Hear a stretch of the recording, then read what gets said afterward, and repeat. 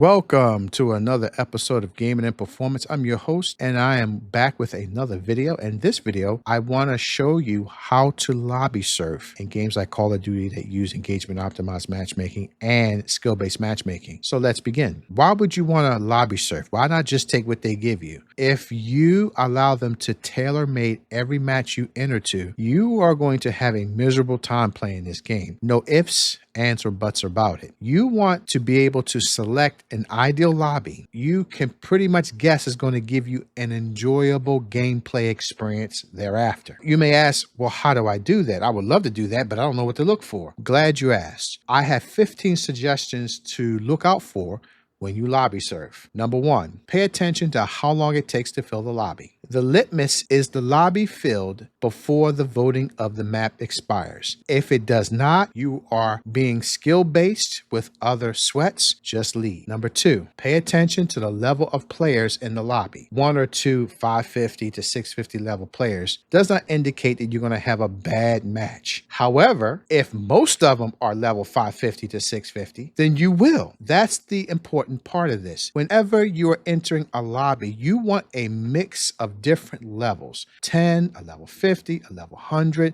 a level 150, level 250, level etc. You want a mix. It should not be all the same. It should not be all about the same level. That is an indication that they have been coalesced into the same lobby to be engaged, and you've been brought along for the ride, regardless of where your skill level is and regardless of what level you are. Number three, pay attention to the search for match ping. The higher the match ping at the start, the more likely you're going to be skill-based. So you have to know what your normal is whenever you search for a lobby. Is it 5, 10, 15, 20, 25, 30? You know what your normal is. If it's higher than your normal, that is your delta ping coming into play. They are preventing you from going into your normal lobbies at those pings to a higher ping, which is your delta ping, because they are skill basing you with other players. That's not good for you because your match has just gotten harder. They could be a level 20, but they could have a KD of 9. So you have to be careful with that. That's why finding a match ping at the very start is so important for you to recognize and to remember. What's your normal? Is it 10, 20, whatever? Because if it goes higher, that is creating the delta ping that they explained in one of their blog posts. You are being engaged to enter into a lobby with players with your skill set, making it very impossible to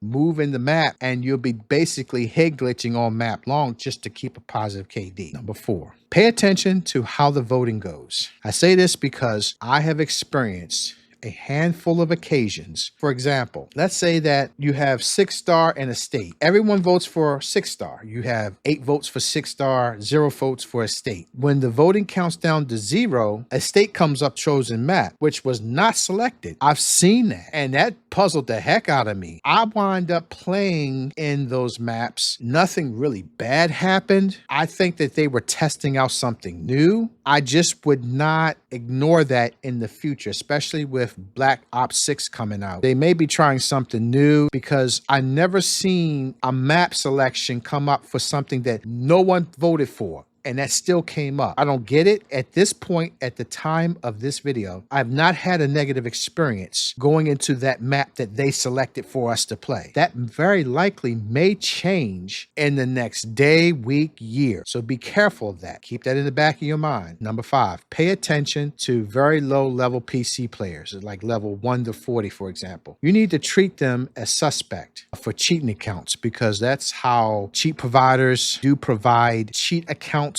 already to give to people. They don't have to do much other than start off on level 40. They're going to have everything unlocked on them already, and you will get completely decimated by these people. You can report. Hopefully Activision does something about it, but you got to be very careful with these accounts. That's not saying that every low level PC player is a cheater. It's very likely you're going to come across or have come across a lot of low level PC players who just did terrible. They may have switched up. That's fine, but this is something to keep in the back of your mind. if you want to decide you want to stay in that map, especially if the lobby selects a map that you really don't care for. I would suggest searching for something else, for another. Number 6, pay attention to players with highest or lowest level using unusual key symbols. Symbols that are not available on your keyboard are indicators of cheaters. I say that because there is an application out there that will allow them to change their name using not even a known language. It's just squiggly lines, just stuff. There's no language for it. Be careful of that, because if they are using a foreign application, which is definitely against TOS, what else are they willing to do in order to gain the advantage? In other words, they don't want you to be able to remember or who know their name. Why? Why is that important? Why is it that everyone else can give a username, but they don't want you to know their username? Because they have something to hide usually. Yes, some of them could be YouTubers, but that's still not an excuse. Be careful. It could be cheating. Number 7, pay attention to how long it takes for you to get into a lobby. I understand some really don't have a choice. However, make sure it's not taking longer than normal. When it does, you're going to have skill-based matchmaking in effect, so leave.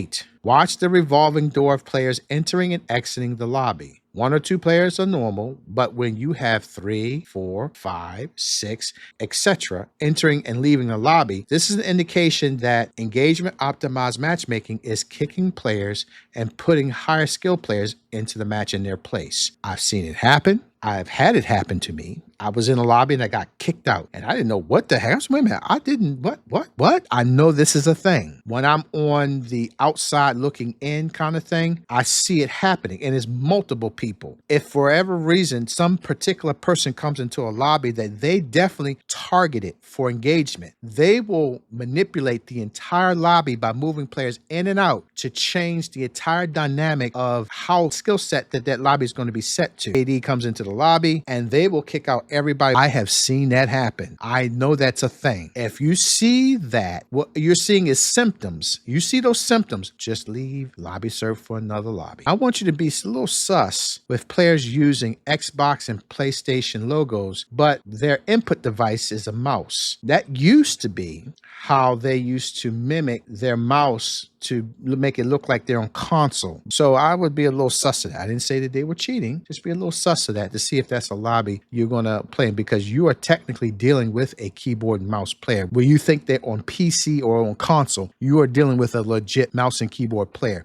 You need to make that decision if you want to stay there or not. Number 10. Be mindful of late entries into the lobby. VPN Smurf users use this tactic. What are Smurf users? Smurf users have an alternate account where they initially use a VPN to get into a lobby and then bring in their main account into the lobby, which is of a higher, much higher KD. And they're going to destroy everybody in that lobby. You leave when you see that happens. Just be mindful of it, but leave. Number 11. Never play the same map twice in a row when you do above average the first time. If you do well in 6-star, let's say you got a 5 KD, you normally don't even get a 5 KD. At best, you get 3. You do well. You're top of the leaderboard. You got 4,000 or 5,000 more points than everybody else, right? You didn't nuke, but you did good. You could have nuked. You got killed and you didn't get the nuke. You won off the nuke, or whatever the case may be. You did good. The lobby ends, the match ends, and you go search another match, and you go into a lobby, and that map comes up again. It could come up either for you to select, or it could come up for you where it's already been selected. If you see that, get out,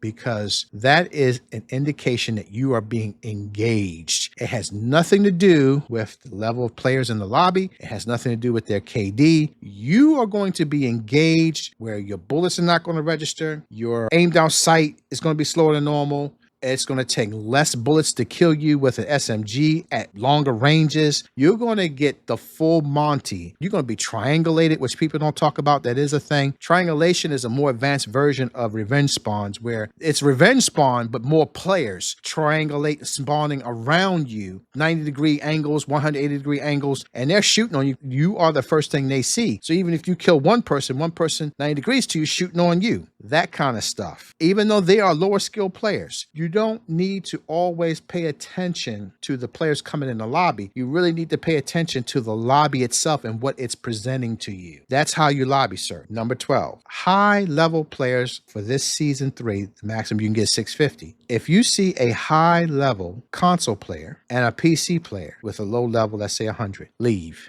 It's a thing where they like to put 650 players and pit them against low level, high KD PC players. It doesn't make sense, but I fell for it a couple of times to know that which I just explained to you is a thing. If you see a 650 level player and then you see a mouse and keyboard icon, even if they're 100, 150, 40, 20, leave that lobby because it's a no-win situation. They're always going to be pitted against each other. That's the first thing you'll notice. They'll never be on the same team. If they're on the same team, you know to leave anyway. I've never seen them on the same team. They always are pitted to play against each other. And no matter what side are you on, you're going to be cannon fodder for either the 650 player or the low-level, high KD PC player. Number 13. Avoid lobbies where players are all the same level. If they're level 50,